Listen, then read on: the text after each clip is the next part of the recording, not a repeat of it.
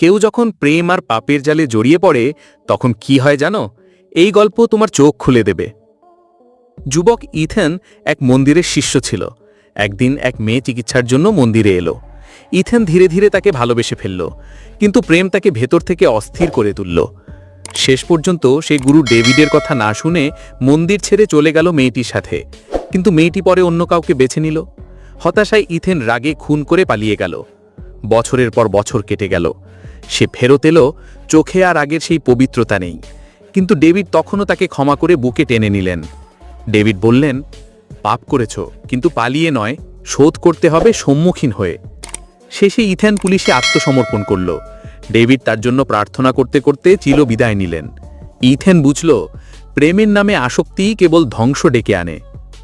তুমি কি কখনো এমন ভুল পথে গিয়েছিলে? মনে রেখো, পাপ থেকে পালিয়ে বাঁচা যায় না,